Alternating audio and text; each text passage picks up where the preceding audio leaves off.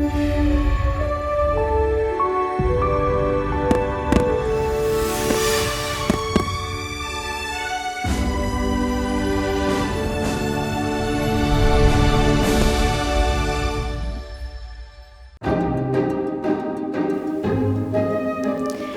pozdravljeni in dobrodošli v mojem knjižnem kotičku.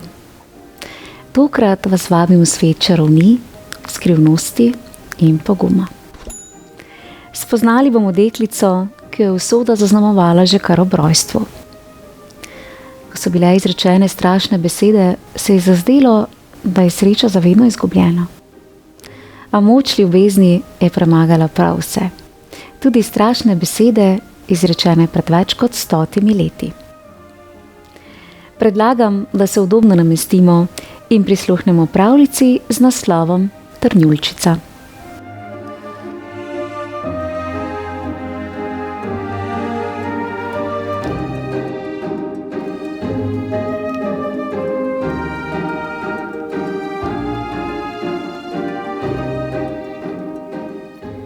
Nekoč sta živela kralj in kraljica.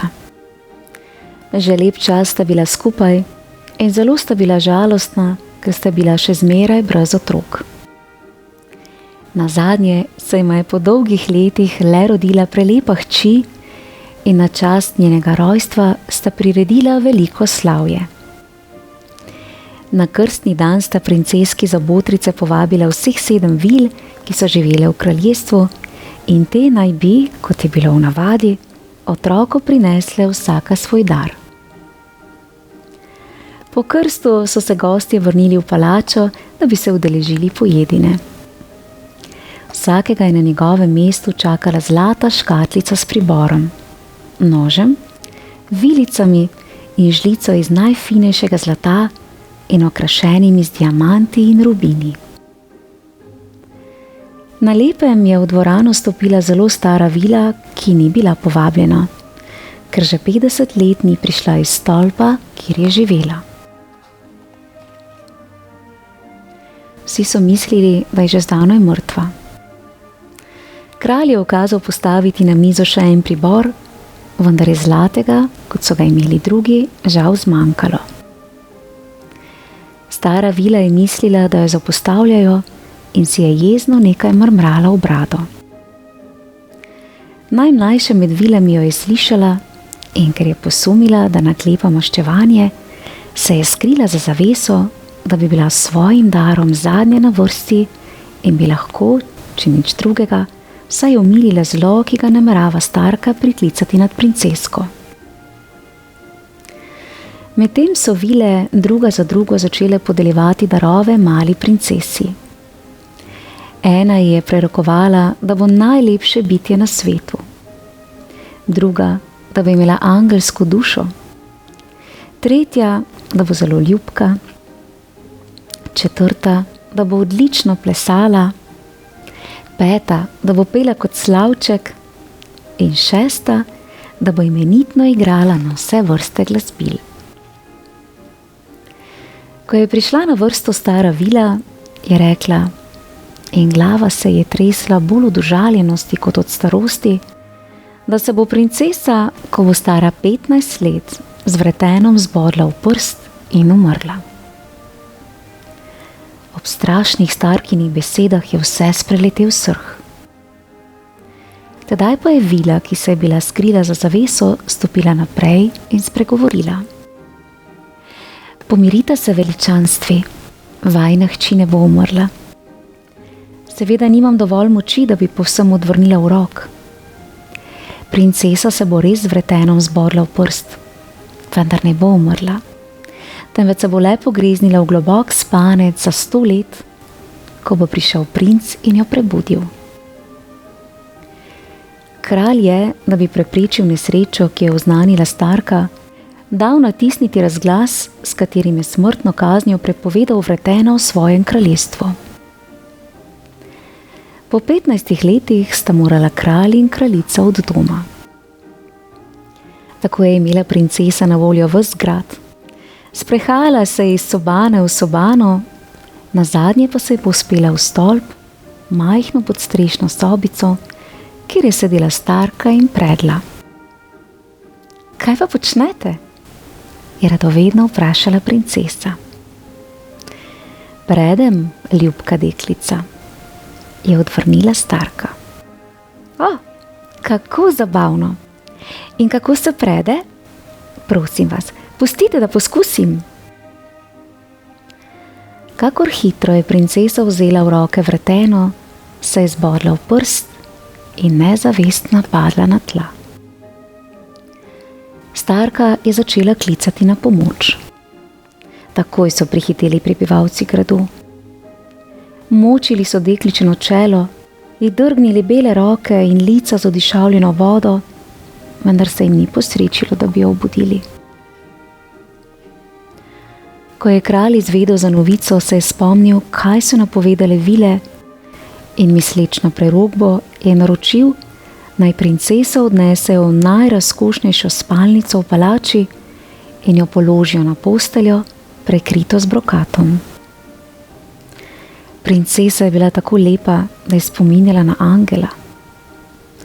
Videti je bilo, da tiho, rahlo, skoraj neopazno diha, in to je dokazovalo, da spi. Kralj je ukazal, naj jo pustijo mirno spati, dokler ne napoči ura, da se prebudi. Dobra vila, ki je rešila življenje in je v zameno obsodila na 100-letno spanje, je živela v kraljestvu, oddaljenem 12.000 milj. Vila je nemudoma odpotovala in čez 1 uro se je prikazala pred palačo v ognjeni kočiji, ki jo je vlekel zmaj. Kralj je šel naproti in ji ponudil roko. Tisti hip so tudi vzgojiteljice in dojilje, plemiči, kuharice, kuharski pomočniki, paži in lakaji globoko zaspali, tako da se bodo prebudili šele hkrati s svojo gospodarico. Prav tako se je dotaknila konj v konjušnici in velikih psov čuvajev na dvorišču. Kakor hitro se jih je dotaknila, jih je že objel spanec. Celo jerebice, ki so se na ražnju vrtele nad ognjem, so obstale in še ogenj je kot okamenel. Vse skupaj se je zgodilo v trenutku in vila je izginila. Ko sta kralj in kraljica poljubila hčer, sta zapustila palačo in naročila, naj objavijo prepoved, da bi se kdo približeval začaranemu gradu. V nekaj trenutkih je na dvorišču zraslo toliko dreves in trnovega grmovja s prepletenimi vejami, da se nihče, ne človek, ne žival, ni mogel prebiti skozi gosto mrežo. Nad goščo so štrlele le konice grajskih stolpov. Po 100 letih je sin kralja, ki je tedaj vladal, odšel na lov v tiste kraje in želel izvedeti, čigav je grad, katerega stolpi se vzdigujejo nad neprehodnim gostom. Nekateri so rekli, da gre za začarani grad, drugi, da je to kraj, kjer se zbirajo vsi okoliški čarovniki. Tretji so trdili, da tam živi velikan. Princ je poslušal starega kmeta, ki mu je rekel: Princ, pred več kot 50 leti sem slišal pripovedovati svojega očeta, da v tem gradu spi najlepša princesa na svetu. Zdi se, da je bila princesa začarana za 100 let, a nazadnje jo bo rešil neki kraljevič. Mladi princ je bil prepričan, da je prav njemu usojeno, da princeso odčara, in v hipu se je odločil, da se bo prebil do gradu in si ga ogledal. Ko se je odpravil v gozd, se je drevje, robidovje in trnje razmikalo, da bi ga pustilo skozi. Ko je stopal proti gradu, je na eni strani zagledal široko pot in se napotil po njej. Najbolj ga je presenetilo, da mu nihče od spremljevalcev ni mogel slediti, ker se je drevje, robidovje in trnje spet sklenilo za njegovim hrbtom, kakor hitro je šel mimo. Nazadnje je prišel do vhoda. Kar je videl, bi vsakogar vznemirilo. Vse povsod so po tleh ležali ljudje in živali, kot da so mrtvi. Ko pa je princ videl pri ljudeh nasmejane obraze, je spoznal, da samo spijo. Prečkal je še drugo veliko dvorišče in se uspel po stopnišču v grad. Stopil je v dvorano stražarji, ki so speči stali s kopji v brami. Prehodil več soban, polnih okrasja in ljudi, ki so utonili v spanec, medtem ko so stali ali sedeli. Končno je stopil v spalnico v samem zlatu. Zagledal je posteljo z rahlo razmaknjenim baldahinom in na njem najlepši prizor, kar jih je kdaj videl. Princesa sijoče lepote je mirno spala. Princ se je počasi približal, kot da se jo boji zbuditi. Pokleknil je k njenim nogam. Ravno tedaj se je končala dolga začaranost. Princesa se je prebudila in ko je uzrla mladega princa, je zašepetala: Ste vi moj princ? Kako dolgo ste me pustili čakati? Princ ni vedel, kako naj izrazi svoje veselje. Nazadnje je le spregovoril in princesi rekel, da jo ljubi bolj kot samega sebe. Hkrati s princeso so se prebudili vsi v palači in nadaljevali svoje opravke tam, kjer so jih nekoč prekinili. Vzgojiteljica je sporočila princesi, da je obed na mizi. S princem so odšla v jedilnico, katere stene so bile prekrite zrcali, pri jedi so jima stregli princesini paži. Violine in flavte so igrale zelo stare, a prelepe melodije. Po jedi je kaplan poročil mladi par v grajski kapeli. Bila sta zelo srečna in imela sta 2 otroka. Lepo deklico, ki so jo imenovali Danica, in dečka, ki se je imenoval Dan, saj je bil še lepši od sestre.